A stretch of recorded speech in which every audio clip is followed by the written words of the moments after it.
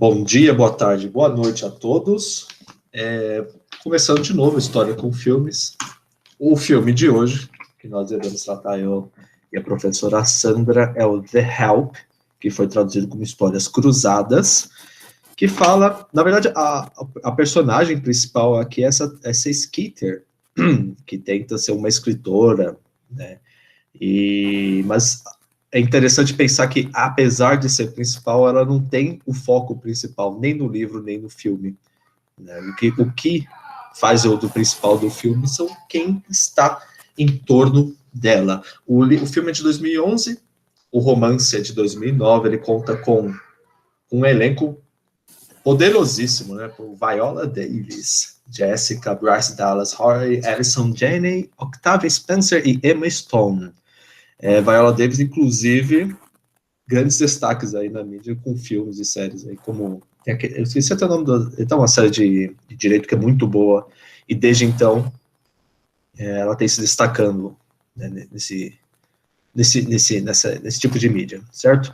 O grande pano de fundo, os movimentos pelos direitos civis de Jackson, de 1963. E eu vou chamar aqui a professora Sandra, que vai falar um pouquinho mais do contexto histórico do que passava nos Estados Unidos e o que são esses direitos, e falar um pouco sobre racismo. Então, você, Sandra. Oi, bom dia, boa tarde, boa noite, boa madrugada. Quem está vendo esse vídeo depois vai ficar gravado, né? O filme, deixa eu já colocar aqui para compartilhar, como o Pedro já foi fazendo as apresentações sobre o filme, ele é amplo, discute um contexto que nós vamos tocar nas bordas, na superfície, na parte histórica, social e essas coisas, porque é uma temática complexa e uma temática necessária, né? O filme Histórias Cruzadas, ele, como o Pedro comentou, foi feito a partir de um best-seller, de um livro. Inclusive, aparece dentro do filme essa construção do livro, como a Skeeter vai dentro do personagem, e a publicação do livro. Aqui, o que a gente tem? Uma das capas que circulou, dos posters de propaganda, faixa etária 12 anos, produção norte-americana, local também norte-americano, um pouco mais de 2 horas. Filme 12 anos, um filme tranquilo, nada de... É que a temática não se encaixa abaixo de 12 anos, mas nada que alguém que tenha menos de 12 anos também não possa estar assistindo. Na sequência aqui, eu separei algumas curiosidades. Ele teve um custo de 25 milhões de dólares e uma bilheteria incrível, 216,6 milhões de dólares, né? Então foi um maior sucesso na época, repercussão pelo tema, pelo alcance que o filme teve. E como que ele se coloca? O filme se coloca aí em Mississippi, Estados Unidos, a partir da década de 60, no começo da década de 60. Nesse começo da década de 60, a gente vai estar pegando, o presidente seria o Eisenhower. Ele era do Partido Republicano. O filme ele não aparece. Como ele não aparece, mas está ali só para demarcar o período, né? Ele é de 53 a 61, o presidente seguinte é o Kennedy. O Kennedy já aparece. Tem uma cena do filme que estão na casa da Skeeter, tem os funcionários ali em volta, estão se falando de movimentos sociais, a questão da inserção e da agregação de movimentos sociais para a equidade, a inserção de pessoas negras, e aí aparece o Kennedy, como vai aparecer o Martin Luther King. Então, interessante aí colocar. Na sequência, onde fica o Mississippi? Mississippi é a cidade aqui de Jackson, que é a capital. Na época, tinha 2,1 milhões de habitantes e os Estados Unidos todos 180,7 milhões de habitantes. Então, uma cidade pequena, ou um estado dos 50 estados, pequeno relativamente. O nome, ele vem dos povos nativos. Quando os Estados Unidos vai se formando, fazendo a ocupação para o oeste, há vários povos nativos. Um deles chamava Algonquinos. Então, esse nome, essa palavra, significa grandes águas, que é de origem nativa. Depois foi apropriada e mantida pelos colonizadores. Na sequência, eu fui pegando que distância estamos agora de Mississippi, né? 7.681 quilômetros, se fosse possível fazer uma linha reta, é claro. Atualmente, eles têm 3 milhões de habitantes, não é um dos estados mais ricos, ao contrário, está em 36º no PIB. Ele gera um PIB aproximado de 99 milhões em 2018, sendo que o PIB total dos Estados Unidos é algo próximo de 22 trilhões de dólares. Para ter aí uma dimensão de onde estamos falando em distância e o que separa tudo isso aí também em valores, né? Valores de como movimentam os Estados Unidos a economia, não só cinematográfica, mas a economia mundial. Para falar de alguns temas que a gente vai tocar na superfície, tem que fazer um breve contexto histórico, porque um dos temas é racismo estrutural. E como falar de racismo estrutural sem falar da estrutura, da raiz, de onde começou esse racismo? Um dos temas que eu vou fazer aí uma volta, né, um retorno, é 1607 até 1865, ou seja, quando começa a parte da colonização até o fim da escravidão. Fazendo uma referência, cai bastante isso em questões de vestibular, estamos pensando em quem vai prestar o Enem, fazer uma redação. A primeira colônia, eram chamadas 13 ao total, é a colônia da Virgínia, na região sul, 1607. É uma colônia num sistema de exploração, ou que eles chamam de plantation, onde há grandes fazendas, mão de obra escrava, uma monocultura, cultivava-se o plantio do algodão para exportar para a metrópole. São 4 colônias ao todo nesse sistema de plantation. As colônias do centro e norte, as outras 9, elas vão formar colônias de povoamento. Há muitos refugiados puritanos, porque houve ali, em 1534, a criação da igreja anglicana, toda uma mudança de sistema com o rei Henrique VIII, e isso gerou um mal-estar entre alguns religiosos, mais a monarquia, estabelecendo oficialmente uma religião diferente da originária, e os puritanos vão mudando de lugar, alguns católicos também, porque forma-se nesse momento uma Inglaterra anglicana. E quando eles saem da Inglaterra, ou da metrópole no caso, vão formando locais de morada, por isso a ideia de povoamento. Sobre isso aqui, rapidamente vai se povoando toda a parte do litoral, contando ali dessas 13 colônias. Chegaram lá em 1607 aproximadamente 1.900 pessoas. Muito rapidamente, já em 1700, 100 anos depois, já havia 2.418.000 pessoas. Então é um povoamento bem rápido. As colônias do sul, que são as colônias de exploração, elas têm uma quantidade significativa desses habitantes, e entre eles a mão de obra escrava, que é o que vai acabar marcando essa permanência de um racismo nas estruturas, aí que a palavra racismo estrutural vai se encaixando. Quais são essas raízes, essas diferenças étnicas, diferenças raciais que perduram e aparecem no filme na década de 60, ultrapassam a década de 60 e podemos ver isso até nos dias atuais. Nós temos aqui, continuando nesse breve contexto histórico, dando um salto para a independência dos Estados Unidos. Uma independência baseada em declarações iluministas que teriam como base o lema francês: igualdade, liberdade, fraternidade. Esse lema, na França, ele não é aplicado letra a letra nos Estados Unidos, porque a liberdade é para quem já era livre, é uma liberdade econômica que o termo se refere. Então, continua com a escravidão. Há uma declaração de independência, toda uma guerra contra a metrópole que se estende, que há todo um empenho dos colonos e mantém-se a escravidão. Quando, então, essa escravidão ela vai ser questionada? Bem depois da expansão para o oeste. Começa uma expansão que eles chamam de Destino Manifesto, quando aquelas colônias do litoral atlântico vão conquistando, invadindo terras de nativos de vários grupos étnicos até chegar no outro litoral do Pacífico. é um país de dimensão continental, né? De um oceano a outro oceano. Nessa expansão e nesse destino manifesto, vai acontecendo a formação dos 50 estados. Num certo momento, os estados que se aproximaram daquelas colônias, das 4 de plantation, de exploração, elas se declaram como estados confederados. Já estamos em 1861. Nessa ideia de estados confederados, é porque há divergências do ponto de vista de impostos, de como liderar a economia, e a intenção dos confederados é manter a escravidão. Se separam para manter a escravidão, enquanto os outros estados, que na época eram 34, eles queriam o fim da escravidão.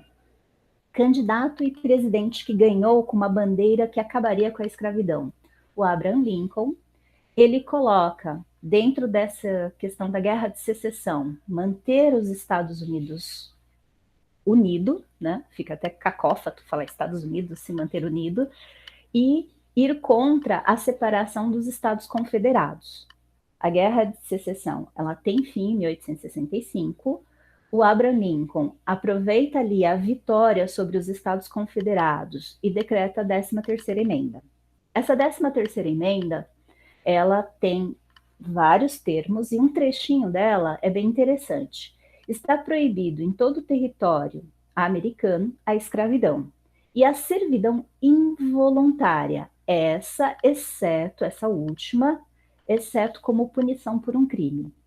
Então, há vários estudos que, a partir da 13ª emenda, se acabou com a escravidão legalizada, mas se criou um mecanismo de exclusão, onde pessoas afro ou descendentes vão ser criminalizados para serem encarcerados e entrarem dentro de uma servidão involuntária.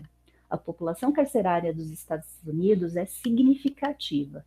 Tem um documentário no Netflix, aí fica a dica, com esse nome, 13ª emenda, que faz todo um levantamento de como são esses mecanismos, por lei, de encarcerar pessoas por crime e como isso atinge em cheio a população afro, a população negra. Passando daqui, vamos para o filme, né? O filme tem, então, esse racismo estrutural desde ali das colônias de exploração, que fazem diferença por etnia, cor de pele, usam mão de obra escrava, mesmo após a 13ª emenda, essa diferenciação racial persiste. Então, nós vamos ter no filme o lugar de privilégio, e para ter um lugar de privilégio, você tem um lugar de opressão. Locus social, que é muito traduzido no Brasil como lugar de fala, sororidade, empatia e algumas outras questões. Aqui em relação ao filme propriamente. Quando for falar de locus social, ou tal do lugar de fala, é de onde partimos, de onde falamos. Fazendo ali uma contração do livro da fala da Djamila Ribeiro, que popularizou esse termo no Brasil, todos têm um lugar de fala, porque todos falam de algum lugar. O que a gente precisa entender é que em cada contexto não existe a oportunidade para quem teria o lugar de fala. Então, essas questões precisam ser discutidas, precisam ser colocadas de uma maneira de maior equidade na oportunidade da fala, porque o lugar todos têm, mas nem sempre todos têm a oportunidade de fazê-lo. Não é Brasil, vamos dar um pulo aqui para o filme. É um filme no ambiente feminino, mulheres brancas, de classe média alta, elite. Esse termo cis significa que, enquanto há questões de identidade ou questões de gênero, elas se identificam dentro do gênero que é colocado a elas como mulheres héteros, são conservadoras, mesmo dentro de uma sociedade patriarcal. Pouquíssimo aparece sobre o cenário ou universo masculino. Os homens, eles são coadjuvantes nesse filme. Então, o filme vai ter os dois focos, tanto na elite como na classe oprimida, mas dentro de um cenário feminino. Aqui a Skeeter estava voltando para reencontrar as amigas, e dá para perceber todo um ambiente luxuoso, todo um requinte que o filme vai contrastar com os outros ambientes do grupo oprimido. Aí ela vai falando, ela fez faculdade, ela vai ali participar, o local que ela frequenta, então qual é o lugar que ela está, qual é o local social que ela ocupa, né? Ela entra para um jornal, ela vai começar a escrever, e a mãe dela, dentro de uma sociedade tão tradicional, patriarcal, tão conservadora, tinha expectativas diferentes. A Skeeter pode ser colocada ali como alguém que é o ponto fora da curva. O cabelo dela é mais natural em relação às amigas, as roupas não são tão coloridas nem extravagantes, nem sempre ela está usando salto ou maquiada. Ela quis trabalhar e é a solteirona de todo o grupo de amigas dela do colegial. Então, ela é a diferentona ali do grupo. E é ela que se aproxima do outro núcleo do filme, onde vai ter a Abilene representando os que são silenciados e oprimidos pelo racismo estrutural. É a Abilene e várias empregadas que cuidam de tudo, cuidam inclusive da educação dos filhos brancos das senhoras brancas da elite. Elas fazem 100% do trabalho e ganham um pouco mais de US$ 500 por mês. Um outro personagem que é também central, como o Pedro disse, né? Skeeter nem sempre vai ser a protagonista. É a Minnie. Vou voltar aqui para parar nela. A Minnie, ela vai representar não só as empregadas, mas alguém que sofre violência doméstica. Ela tem um casamento, não aparece detalhes, mas aparece quando ela vai receber a empatia, os cuidados e a sororidade da segunda patroa dela. Da primeira era só indiferença e maus tratos psicológicos. Aqui, a Minnie, então, ela vai mostrando de forma muito sutil no filme o quanto dentro do grupo de oprimidas ela ainda é uma das mais oprimidas, por estar nessa questão da violência doméstica, está ali na ponta de tudo aquilo que está acontecendo, sem nenhum espaço, sem ninguém para recorrer. Ela nem reclama, é a patroa dela que vai perceber e depois vai acolhê-la. A Célia, vai mostrar a Célia daqui a pouco. A Minnie, a Abilene e as outras vão aderir à ideia da Skeeter. A Skeeter quer entrevistar as empregadas para saber como que elas vivem, o que elas passam. Então, ela vai dar a oportunidade do lugar de fala ou do locus social de como é esse universo das empregadas. Mas estamos ali na década de 60, aonde a discriminação ela é evidente, constante, existe muita violência permitida contra as pessoas negras, essas empregadas têm medo. A própria Skeeter vai sofrer represálias, mas elas insistem. E o que vai acontecendo ali durante o filme, né? Ó, esqueci da mulher do jornal lá, a editora, que vai fazer o livro da Skeeter. Nenhuma empregada vai te dizer a verdade, então ela precisa descobrir a verdade para poder dar esse espaço e oportunidade de aparecer essas histórias. Aqui a gente vai tendo depois um pouco de como elas estão e voltando nos dois pontos, né? Meio que uma dicotomia. O lugar de fala, o lugar de privilégio. A Riley, ou Riley, Pedro depois faz a pronúncia correta, ela coloca algumas ideias de como dentro daquela sociedade manter o grupo de domésticas ali sob controle. Ela faz uma sugestão de colocar banheiros fora da casa exclusivamente para os empregados. Ela considerava que os empregados não podiam usar os banheiros de dentro da casa nem dos senhores dela. Inclusive, numa parte do filme, a Minnie, que está aqui, bem à direita, ela desafia a ordem da patroa e usa o banheiro da patroa. A patroa não acredita, fica horrorizada com o atrevimento, manda a Minnie embora. Por isso, por uma questão assim muito simples. Eu separei essa cena, além da relação do banheiro ser separado, proposto por ela, que aqui, plasticamente, a gente tem uma relação de poder. Da esquerda para a direita, elas estão andando, né, num sentido, e estão seguindo a líder. No meio tem a mãe dela, da Riley, essa mãe dela vai ser colocada num asilo num certo momento do filme, então mostra como que a patroa lida com a questão de hierarquia, quando a mãe passa a ser um incômodo, e empregada aqui por último. Então tem um motivo para seguir essa sequência. Ninguém anda lado a lado porque elas não são iguais nessas relações. Há quem manda um pouco e quem não manda nada. Depois, eu fui separando aquele outro universo das que estão oprimidas pelos maridos, porque é uma sociedade patriarcal conservadora. Dentro, entre brancos e negros, existe uma diferença étnica nas relações. E dentro do universo onde as mulheres negras estão, elas estão mais na ponta ainda dessa opressão. E aqui é um local que elas estavam esperando a Skitter quando concordaram e dar os testemunhos de maneira anônima para compor o livro que a Skitter se propôs a relatar, a dar o espaço de fala, né? O cenário muda de cor, muda de uniforme. Aqui eu não peguei uma cena que a festa mostra muito bem essa segregação, uma festa toda para arrecadar fundos para crianças da África, para pessoas mais humildes, onde todas as serviçais são negras. Aqui no uniforme, cada patroa levando a sua serviçal e todas aquelas mulheres ali em volta da Skitter fazendo a festa, fazendo as comemorações. Mais para frente, o que fez a Abeline mudar de ideia? Disse ela que era a religião, né? O que fez você mudar de ideia? Deus, a religiosidade, a coragem, os princípios, os valores.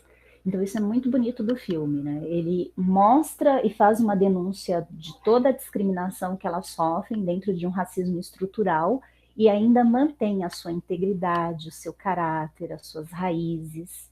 Aqui já encaixaria o discurso do Martin Luther King, né? Que as pessoas devem ser julgadas pelo caráter e não pela cor da pele. Depois a gente fala do Martin Luther King.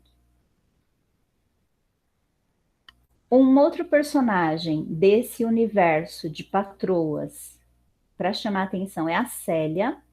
A Célia, ela se encaixaria naquela descrição hétero, cis, elite, branca, porém, ela não faz parte do grupo porque ela é discriminada pelas outras.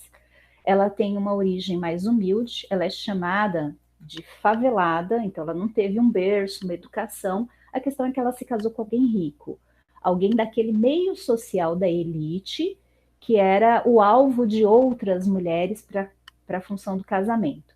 A Célia e a Minnie vão desenvolver uma empatia, uma amizade. A Célia vai cuidar da Minnie quando percebe que ela sofre, a Minnie aqui, sofre maus tratos. Então, é possível termos, sim, relações interraciais de sororidade, de empatia, de equidade, de respeito. Então, o filme, mas ele coloca isso de maneira muito discreta. A amizade entre todas as pessoas, entre elas, a Skitter, a jovialidade das mulheres. E uma frase aqui muito interessante, que é quando a Abeline, a Skitter perguntou, né, o que é, como que ela era, o que ela queria. Daí a Abeline coloca, ninguém nunca tinha me perguntado como era ser eu. Nunca, então ninguém tinha olhado para ela e falado, qual é o seu lugar social? Fale, é sua vez. E aí, quando ela disse a verdade sobre isso, ela se sentiu livre. Então, é uma das coisas que fez ela ter coragem de falar como que é o lugar dela. Isso se dá por meio da empatia. E a empatia é um resultado de uma reflexão intelectual, moral e ética. É entender o que é diferente, o que é a alteridade. E nessa diferença, nesse entendimento intelectual, se colocar no lugar do outro. Então, é toda uma prática, é uma coisa complexa, necessária, que precisa ser treinada, precisa ser muito incentivada. É uma coisa que a gente aprende no convívio social, saindo das nossas bolhas, saindo dos nossos universos ou cavernas de Platão. Fora deles, a gente consegue praticar empatia. Como eu falei do filme, aparece Martin Luther King como uma referência, porque estava começando em Albany, 1861, a luta ou a questão antirracista pelos direitos civis. Quando chega em 1964, praticamente ali 100 anos da 13ª emenda, o Martin Luther King ganha um prêmio Nobel em relação à luta antirracista, marcando a luta pela paz. E em 1964 foram aprovados os direitos civis nos Estados Unidos. Então, muito daquilo que foi sendo mostrado na década de 60, como a ideia absurda de banheiro separado, ou separar o assento em ônibus, os ônibus, às vezes eles eram proibidos de usar ônibus, separar escolas de negros, escolas de não negros, isso com os direitos civis de 1964, com a conquista, vai sendo abolido ou vai mudando. Mas a sociedade não muda só por lei, ela muda por costumes, por hábitos, por mentalidade, por valores. Então, historicamente, a lei ela vai dando base jurídica, mas é o comportamento de cada um, é o dia a dia, são as relações que mudam o mundo. As leis são um reflexo dessa mudança. Encaixa uma frase que não está lá no filme, que é a hashtag, né, Vidas Negras Importam. Essa hashtag e movimento, que é muito amplo e conhecido no mundo, ele surge em 2013, quando um jovem de 17 anos morreu a tiros por um guarda branco. E esse guarda, esse policial, foi absolvido. Daí uma ativista, professora, escritora e outras 2 mulheres, também ativistas, publicaram: pessoas negras, eu amo vocês. Eu nos amo. Nossas vidas importam, vidas negras importam. Aqui nasce o movimento do Black Lives Matter, que é um movimento super importante. Ele não diz respeito a negros falarem de vidas negras, mas a todos falarem de vidas negras. Todas as vidas e vidas negras importam. Não é o objetivo do filme, né, ir tão longe, fazendo um contexto, mas um resgate. Os Estados Unidos têm, desde a sua forma de colonização e ocupação, as colônias do Sul como colônias de exploração. Tem um racismo que está nas suas estruturas, nas suas raízes, em função dessas colônias de plantation, que levou uma mão de obra escrava a ser objetificada, tratada como objeto, e por muito tempo manteve-se esse hábito e cultura. O filme até toca na questão que há Ku Klux Klan, que há a Dama das Camélias, ou há os Cavaleiros da Luz, e há uma série de outros grupos. Aqui a gente tenta fazer um resgate, que a 13ª emenda termina com a escravidão, mas ela deixa um espaço para servidão involuntária em casos de crime, então ainda há muito avanço a ser feito, e o que é o locus social, né? Esse locus social que é tão importante, o lugar de onde se fala e dar oportunidade para as pessoas terem, de onde elas falam, essa oportunidade de fala. Como eu comentei, eu ia tocar nas estruturas de algumas coisas, só tocar na borda dessas estruturas. São temas amplos. O filme ele traz com leveza um assunto muito sério. Algumas das artistas, das atrizes, elas acharam que o filme era necessário, mas não tocou com tanta profundidade as origens e as causas desse racismo.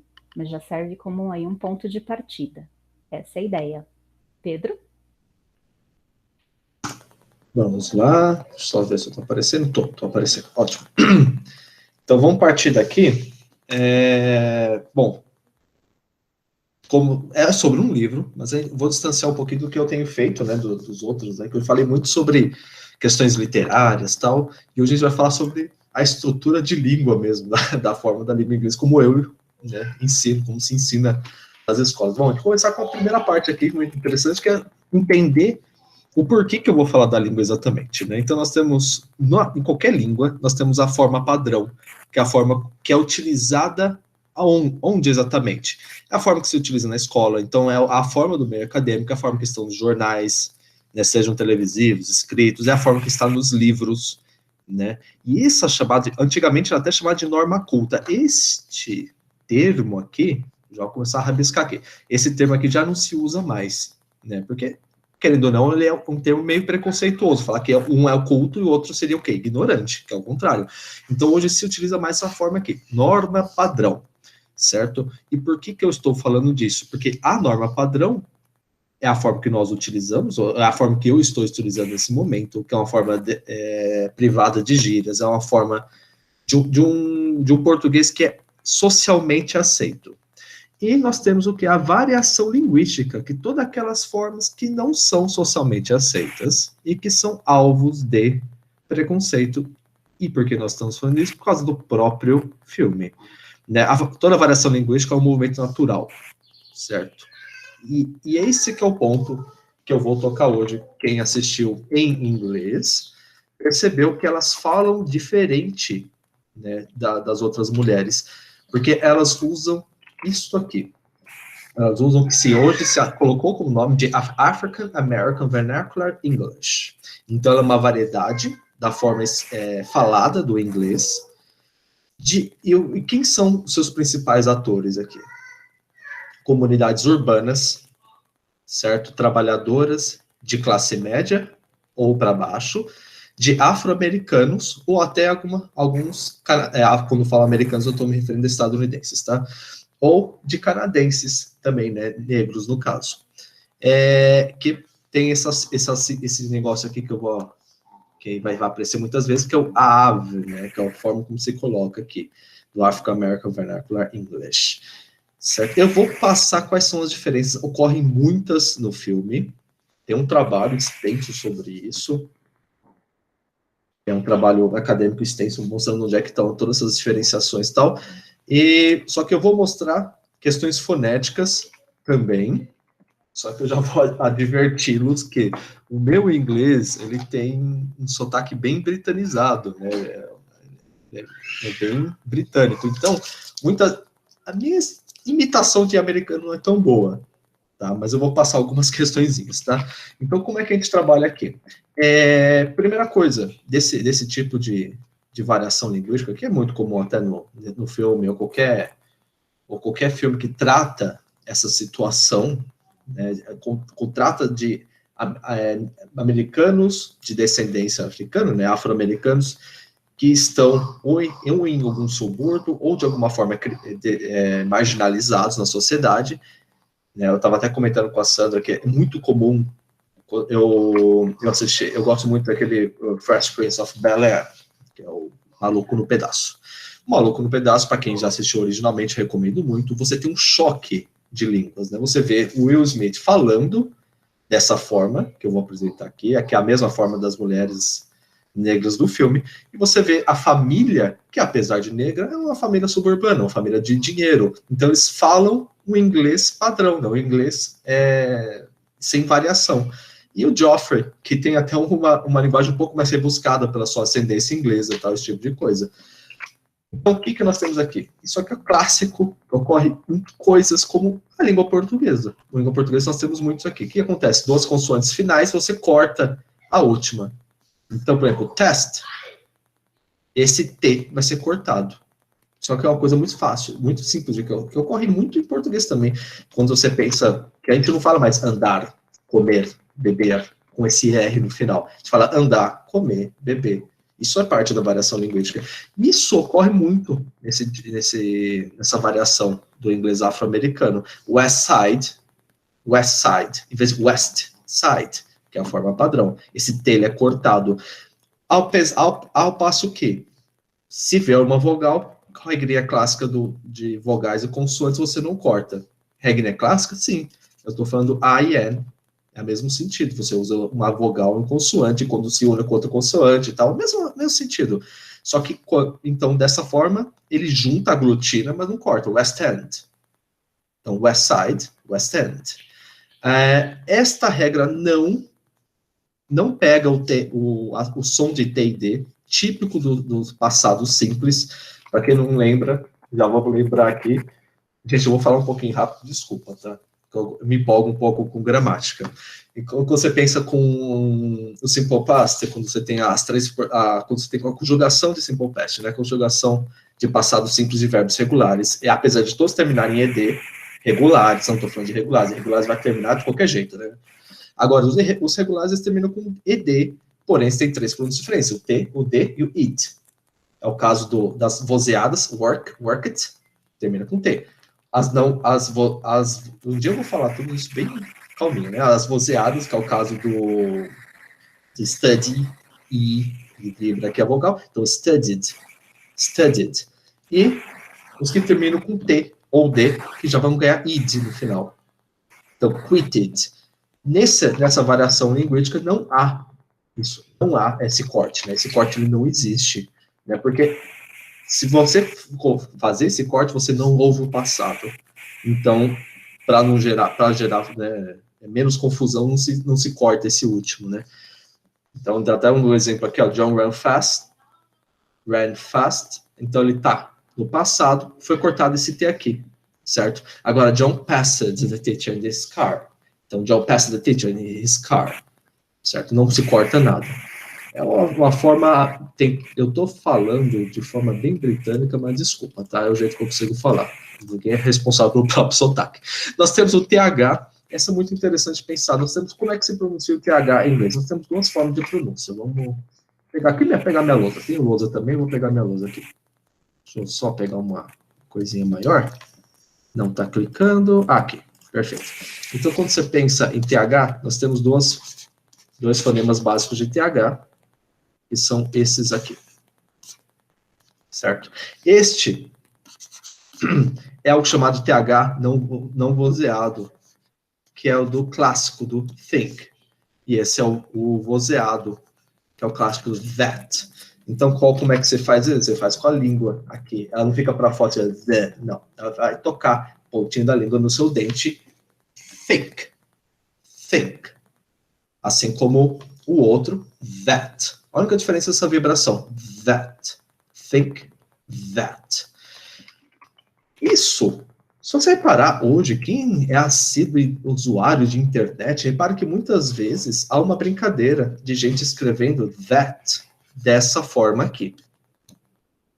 Certo? E assim como, percebe-se, eu tive uma coordenadora que era alemã e ela pronunciava o think dela dessa forma aqui. Think. Certo? E isso mostra o quê? Um movimento natural da língua, né, enquanto estrutura social. Então, dessa forma, você reparava, acontecia a mesma coisa aqui. Esse TH, no idioma afro-americano, ele vai ser alterado para a letra D, com as vozeadas. Então, they, that, vai virar they, that.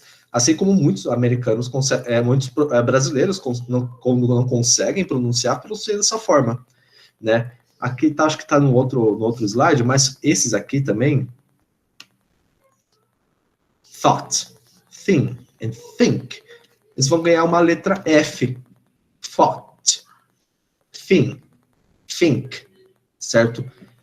Que, aliás, me lembra uma outra questão muito interessante. Quando a Sandra falou desse filme e tal, eu lembrei de um estudo que uma vez eu li, o primeiro estudo que eu li sobre o assunto, muito interessante, que falava sobre este pequeno probleminha aqui. Isso aqui é um quinto, em inglês, se escreve dessa forma aqui. E esse aqui é um grande problema para ser pronunciado, né? Porque nós temos aqui o F, que é a forma como muita gente pronuncia o TH, apesar, né, de não estar dentro do padrão, e esse TH aqui, que é pronunciado com este fonema aqui. Esse fonema aqui. Então, aqui vai ser pronunciado assim. Eu acho que ele não precisa aqui, vai ser mais ou menos assim. Então, a ideia geral, você consegue como fifth. Não, vocês já perceberam que né, é difícil pronunciar isso aqui, né? E através disso aqui, que se torna o trabalho que eu li era sobre a dificuldade de afro-americanos de pronunciarem dessa forma, cortando, eliminando esse TH, eliminando esse TH é uma forma de receber muito preconceito, porque as pessoas na hora notam, opa, a pessoa é negra, mas notam, a pessoa não está ali olhando. Eu estou falando de telemarketing, aliás, vou mostrar um pouquinho mais sobre isso também. Então, vamos Aliás, telemarketing é um negócio sobre fonética, né? Aqui, tá com a letra F, que eu já tinha falado, né? Rough, South, certo? Temos isso aqui também, isso aqui é muito comum. Isso aqui tem uma questão muito interessante, que esta aqui, ela é essa forma de falar, que no caso o I e o R no final, ele vai transformar isso aqui. Então, still, sister, nickel. Ele vem de outro idioma, que é o crioulo. Crioulo é o idioma falado no Haiti, um dos idiomas falados no Haiti, que já é um dialeto vindo do francês. Né? Eu conheci um rapaz que falava crioulo e tal, e ele falava dessa forma aqui, inclusive a língua inglesa, né? Então, o que mais nós temos de fonética? Nós temos essas vogais anasaladas. Então, por exemplo, quando termina com N ou M, vai fazer uma coisa que nós fazemos com frequência também. Em vez de falar o M ou M, vai falar com an. Então, man, né? Man, no sentido de homem, vai virar man. Também é outra coisa que vem do crioulo. Nós temos aqui também isso aqui não é tão comum, mas também tem essas aqui, de não fazer a diferenciação entre o I e o E. Né? Então, pen e pin vai ser pronunciado da mesma forma, com I, pin. Né? Não importando quando é um, quando é outro. Nossa, professor, como é que vai diferenciar isso? Por contexto, como qualquer coisa. Quando eu falo que eu como a manga, com certeza não estou comendo a manga na minha camiseta, estou comendo uma fruta. Né? Tudo se resolve por contexto. Nós temos também algumas questões de ditongo. Então, como night, my, about and cow, que no qual são retiradas, né, muitas vezes, né, então starts on place and moves the vowel to being pronounced, que é exatamente o exemplo de my, que em vez de ser pronunciado assim, my, como um ditongo com duas vogais, você vai escrever como ma. Então, nai, ma, about, cow, e por aí vai. Isso aqui não tão comum, mas também ocorre com uma certa regularidade. E o stress. De estresse mesmo, de ficar nervoso? Não, exatamente. Stress é a forma como se dá... Como é que se fala em português stress? É a sílaba tônica, lembrei. Então, tem algumas diferenciações de sílaba tônica da língua. Por quê? Em inglês, ele é muito importante, esse tipo de stress que se trabalha com stress em níveis, né? Se trabalha com stress de palavras e stress da frase, para se soar natural. Então, nós temos essa clássica aqui. Bom, o que acontece aqui? Isso aqui é pronunciado com stress nessa primeira aqui. Então, você vai fazer assim, police, certo? Você desce, né? Porque tem uma outra palavra chamada policy, que é aquele negócio de contrato. Policy, certo? E o que acontece? Nessa variação afro-americana, muitas vezes eles trocam. Vou falar police em vez de police. Hotel em vez de hotel. E July em vez de July. Certo? Então, são algumas outras palavras que acabam sendo trocadas a forma do stress. E questões gramaticais. Tá? Então, vamos trabalhar algumas questões gramaticais e como é que elas são alteradas. Bom, a primeira aqui é o clássico do gonna ou gone, certo? O que nós estamos falando de gonna e gone? Nós estamos falando do be, going to. Quem é esse cara aqui, o senhor be going to? Para quem não lembra, o senhor be going to é aquele cidadão, aquela forma de falar. Lembrando que em inglês ele não tem uma forma em si só de falar do futuro. Ele tem modais para se falar do futuro, tem estruturas para se falar do futuro, tem semimodais para falar do futuro. Assim como é o be going to. Por que be going to? Eu gosto de ressaltar que o nome dele é be going to, para ter certeza que você vai lembrar do verbo to be. Então, por exemplo, você fala assim, I'm going to the beach tomorrow. Aliás, isso aqui me lembrou uma coisa muito interessante. Quando eu falei the beach tomorrow, tradicionalmente, essa palavra aqui é uma. Né? No inglês padrão, você vai pronunciar ele assim. Né? Beach. E aquela palavra que vocês estão lembrando, aquele xingamento, vou colocar aqui, estou trabalhando mesmo com língua inglesa, então seria com um I curto, bit, certo? E se reparar no idioma afro-americano, eles fazem a mesma pronúncia, beach and beach, dado da mesma forma. Isso aqui é uma outra.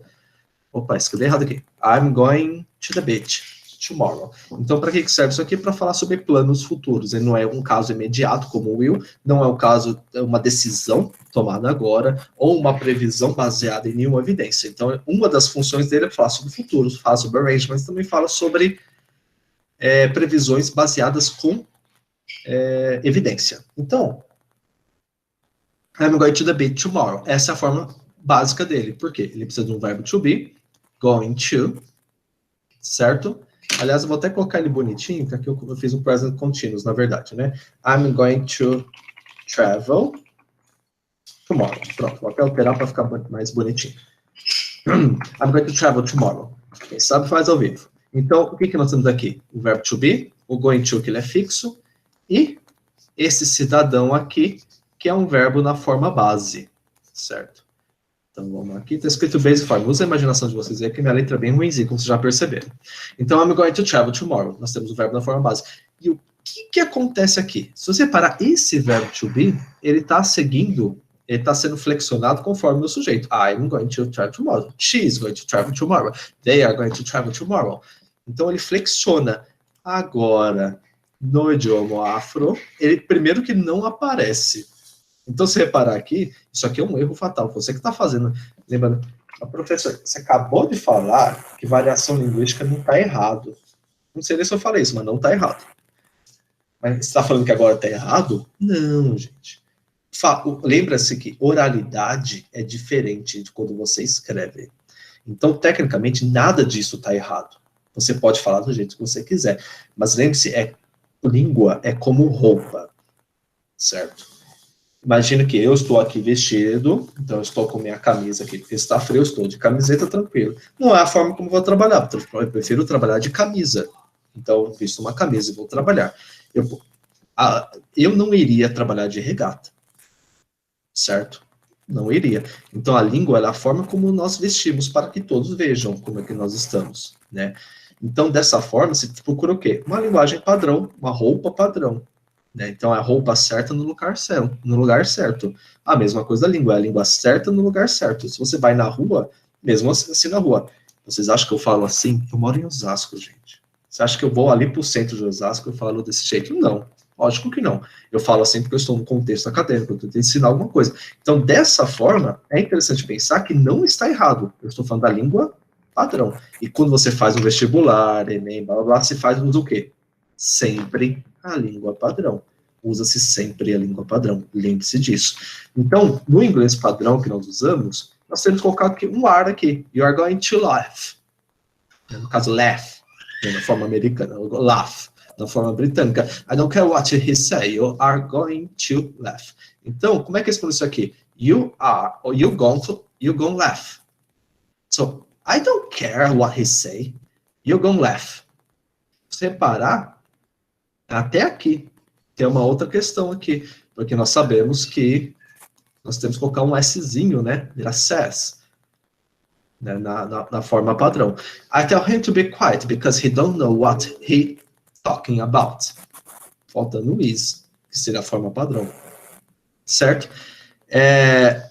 Isso aqui é outra coisa também, cortar, tirar a necessidade de verbos, né? A primeira coisa que a gente aprende em qualquer língua que qualquer frase precisa de um verbo. E se tira simplesmente a necessidade.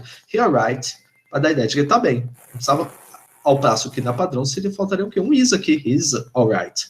Or he is the one who had got tried to pick the peacock agreement. Or he the one who had to go try to pick up the peacock agreement. Dessa forma aqui.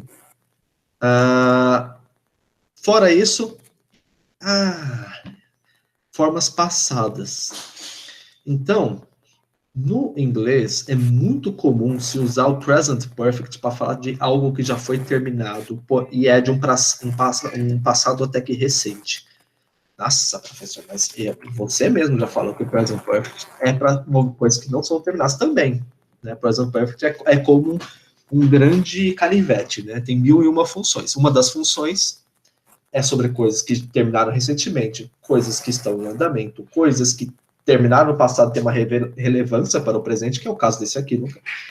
Porque quando você fala he has been married, no caso está querendo falar que é importante nesse momento. Alguém perguntou isso, certo? Então, o que eles tiraram aqui? Como não tem o verbo to be, o verbo to be aquele é essencial, ele não é só auxiliar, arrancou-se o auxiliar, que é o has, a forma do afro-americano, he been married, sem o has. Se você reparar, o entendimento é o mesmo. Você consegue entender o que a pessoa está falando, a pessoa consegue expressar-se da mesma forma.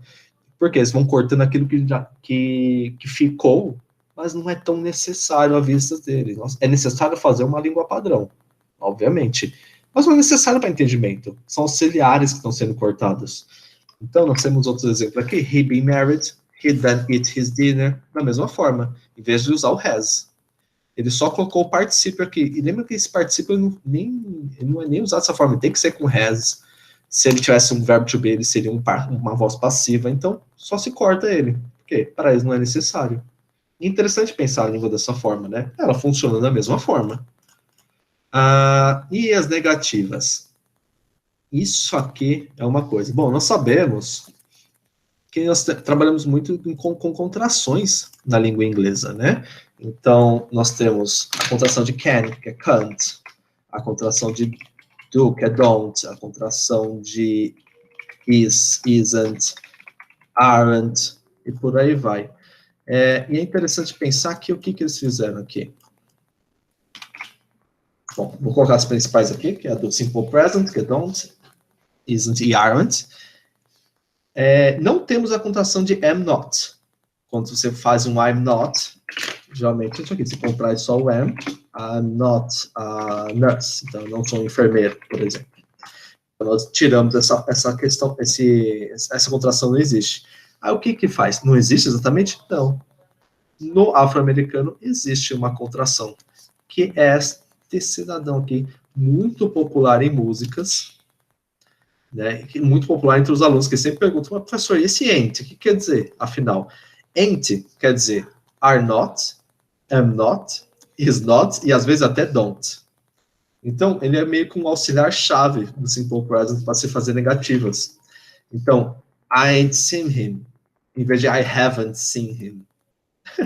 Você vê que ele tirou o haven't e jogou um ain't. Então, as negativas são muito feitas com ele aqui. É muito comum.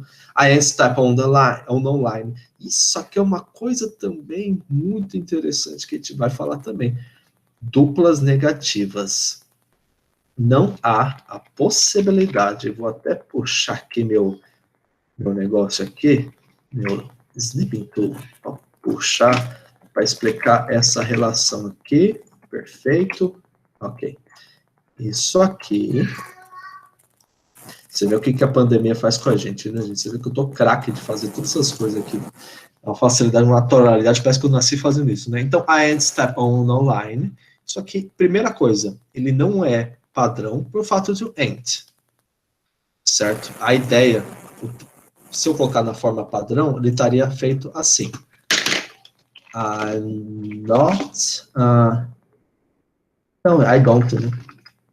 I don't step on line. Então, eu não piso na linha, on the line também poderia ser. Então, isso aqui seria na forma padrão. O que aconteceu? No. Isso aqui é chamado de dupla negativa. Isso aqui é um dos erros fatais da língua padrão inglesa. Você não pode usar uma dupla negativa. Então, por exemplo, existe até as categorias de something e anything que servem para isso. Por exemplo, em línguas românticas, como a língua portuguesa, você pode falar assim, eu não sei de nada. Isso aqui é muito comum em português e tem exatamente esse sentido que vocês conhecem. Você não sabe, certo? Mas em inglês, se você escrever I don't know nothing, primeiro que é um erro, né, dentro da visão padrão, porque você, com dupla negativa, você está fazendo uma afirmativa. Então, teoricamente, quando você fala I don't know nothing, você está falando que sim, você sabe alguma coisa. Diferente em português, você fala não sei de nada, você tem certeza que você não sabe de nada. Então, para evitar a dupla negativa, ou você faz I don't know anything, você substitui ali o cidadão por um N, nothing pro N, ou I, tá difícil essa letra aqui, I know nothing, eu não sei de nada, entenderam? Aí, o que acontece? A dupla negativa, ela é usada nesse dialeto com naturalidade. Então, isso aqui é um not, tem um no, dupla negativa, e ela tem uma função. A função primordial dela aqui é dar ênfase. Então, você faz, realmente, que nem eles falam, eu não sei de nada, nós estamos dando ênfase. Eu podia falar, eu sei de nada. Mas não, eu dou uma ênfase, eu não sei de nada, para ter essa certeza. E é o mesmo sentido aqui. I ain't run himself, he said run it, I ain't believe it that day. Então, I ain't step on no line, dá uma ênfase. Que, aliás, é o próximo. Isso aqui também é uma coisa comum, que ocorre com uma certa frequência. I ain't see nothing. Então, o que acontece? Isso aqui é chamado de inversão na língua inglesa. É usado em ambas, né, tanto nesse dialeto afro-americano quanto na linguagem padrão inglesa, que é colocar para frente o nosso auxiliar para a forma de dar uma ênfase no que você está falando. Você pede para dormir na casa de um amigo. Can I sleep at my friend's house? Seu pai fala assim, can't you go? Você viu que dá uma tremida aqui, né? Não viram? Dá uma tremida aqui, ó. Pronto. Então, can't you go? Você está dando uma ênfase de não, você não pode ir. Em vez de só you can't go, certo? Então, eles dão uma dupla ênfase aqui. Além de colocar o auxiliar para frente, ainda colocou uma negação aqui. Ain't nobody talking to you. Certo? Can't nobody say anything to them people. Aí, ó. All day aparecendo aqui. Don't nobody say nothing after that. Usei uma tripla negativa, né? Inclusive, wasn't nobody there but me and him. Certo? Então, essas questõezinhas. Aliás, uma coisa que existe na língua padrão também, que é muito utilizado, que não tem nem no meu slide, que eu acabei não colocando, que é fazer a ênfase com auxiliar. Então, I know him. Uma coisa muito comum no idioma afro-americano é isso aqui. I do know him. Isso aqui está incorreto em ambos. E serve para o quê? Para fazer ênfase. Só que o afro-americano usa bem mais, né, do que o inglês regular. Esse fato de você usar um auxiliar numa afirmativa, que ele tem apenas a função de fazer uma ênfase no que você está falando, certo? E o que tudo isso gera? Cara, imagina que você falar uma língua, né, de uma forma totalmente diferente, assim, totalmente não, mas bem diferente, com fonética diferente, com gramática diferente, gera preconceito, certo? E o que eu quero mostrar é isso aqui, que é muito interessante, que é chamado de code switching. Isso é uma realidade que está acontecendo com uma certa regularidade. Então, isso aqui é uma notícia do Washington Post, certo? Então, ó, no ensino médio, um amigo falou para Enlon, no caso não é negra, ela é uma, se não me engano, é chinesa, não estou muito certo agora, não lembro exatamente, mas ela fala assim, por que você está usando essa voz de garota branca durante uma apresentação de aula, né? E isso bateu uma coisa na cabeça dela. O que é isso? Isso dá-se o nome desse fenômeno de code switching, que é o quê? A pessoa que tem uma variação linguística, como o caso dos afro-americanos, utilizam-se da forma padrão para serem ouvidos, ou quando não querem se identificar como afro-americanos. Não estou brincando. Então, eles falam de uma forma, né, entre os seus, no dia a dia, mas a partir do momento que eles sentem a necessidade de ser ouvidos, eles mudam a forma como falam, né? E esse fenômeno, inclusive, ele é alvo de muitos estudos hoje, né?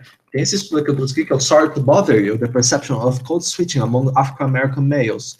Então, desculpe te incomodar, né? E o que está fazendo esse code switch? Isso aqui são dois relatos de duas pessoas diferentes falando, e eles trabalham com telemarketing. Lembra que eu falei lá do FEFEF?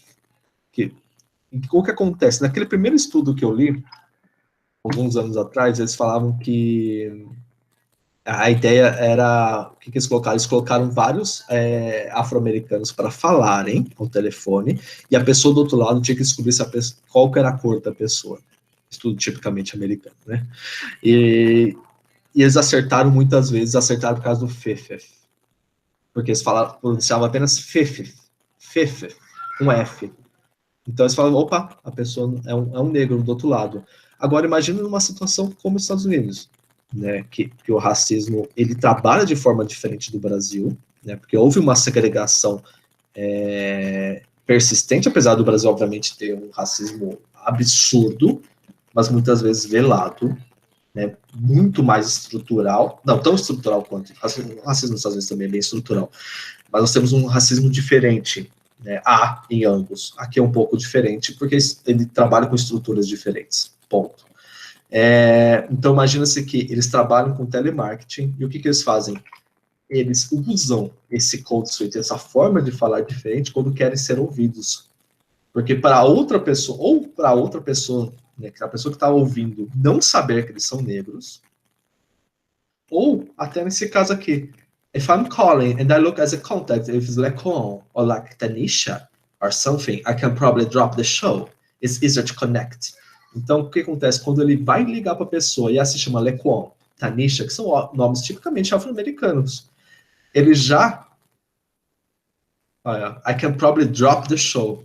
Provavelmente eu vou mandar ver da minha forma de falar. Por quê? Porque se conectam.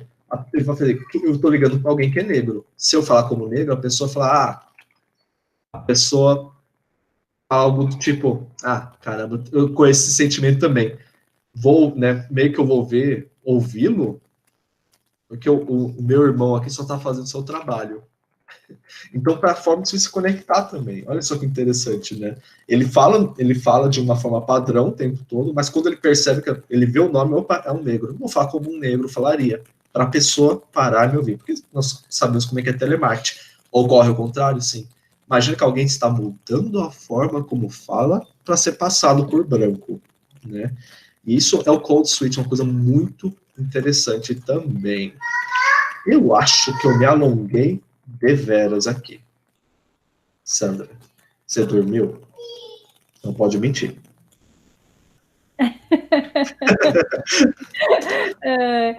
Você falou dessa questão de identificar pela fala. Me veio uma cena do ensaio sobre a cegueira. Olha, a gente vai fazendo essas, né, relações assim, que eles já estão confinados na parte do filme e todos precisam pôr a mão no ombro do outro para não perder a filhinha, né? E um cara branco supremacista, ele se refere a uma outra pessoa ali do espaço, conversando com quem está atrás dele. E ele se refere a uma terceira pessoa, aquele lá tem que ser negro. E ele fez essa diferenciação, como todos ali não estão enxergando, por sotaque, né? Por fonética. Exatamente. Onde está a ironia dessa cena? A pessoa que estava sendo referida, a terceira pessoa fora da fila, não era negra. Negro era o que estava com a mão no ombro do racista. E aí o cara que está com a mão no ombro, ele sabe que ele é negro porque ele já se enxerga antes, né? Ele vai e solta, tipo assim, se perde, vai embora.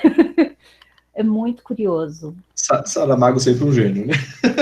Saramago. Esse é um filme para trazer para história, né? Histórias com filme, mas com muito cuidado, porque aí ele não romantiza, ele não vai na sutileza, é um estômago. Um cara que não usa vírgula, o que ele vai fazer, né? E esse daqui, antes da gente fazer a finalização, né? Você foi falando dessa coisa do preconceito, da forma da fala. A gente pode trazer também para o nosso universo Brasil. Tem bastante, não? Preconceitos de regionalismos, de questão fonética, usado realmente para exclusão. E voltando lá no personagem, a Minnie, quando ela está falando para a filha dela, olha, o seu talher é separado, o seu copo é separado. Então, ali, ela tirou a filha da escola, então eles não têm nem a oportunidade de ter acesso a uma educação básica, e quando tem acesso, não são escolas iguais, né? Há muita diferença Não só Sim. de escola pública para outra escola pública, mas aquele momento que havia bem a segregação. Uma educação para negros, uma educação para brancos. Exatamente. É cruel essa parte. Uhum. Deixa eu colocar aqui na outra semana, para ficar o convite registrado. Ó, coloquei o livro da Angela Davis aqui. Eu vou ter que encostar falando, eu vou colocar aqui, exposto. Ela é excelente. Para outra semana temos, eu não sei se está aparecendo a tela certa. Tá, Interestelar. Isso. Esse vai ser, assim, também dentro, Estados Unidos de novo, mas dentro de uma abordagem além de histórica, física e biologia. É um filme que faz bastante sucesso em relação à proposta na área de exatas, as teorias que ele levanta. Eu serei coadjuvante, porque a parte de história é mais um suporte. A Sandria falou que vai explicar o final de Interestelar para quem não entendeu. Segura. Vai ser assim, em física, em várias questões de teoria, mas é bem interessante. A proposta é essa, né, Pedro? Trazer um pouco do que o filme oferece como apoio e com qualidade. A internet está cheia de dicas e a gente espera que os estudantes ou os graduandos busquem dicas de qualidade. E eu te agradecer pela parceria. Obrigado pelo convite. Creio que a gente faz uma pausa, o mês que vem eu encerro com uma única gravação, porque a gente faz uma pausa para estar voltando depois, né? Já tem um bom material gravado, e é isso. Quer falar mais alguma coisa? Eu acho que não. Já falei demais. Ah, mas é um filme muito interessante, viu? Alguém tem alguma pergunta? Essa aqui que eu tenho que falar. Pessoas que estão ali. Novos companheiros de batalha. Assíduos. Temos o público cativo aqui. Ok, o silêncio é divino. Tranquilo. E é isso. Agora a gente vai encerrando a gravação. Para quem continua, tem um making off, um bate-papo.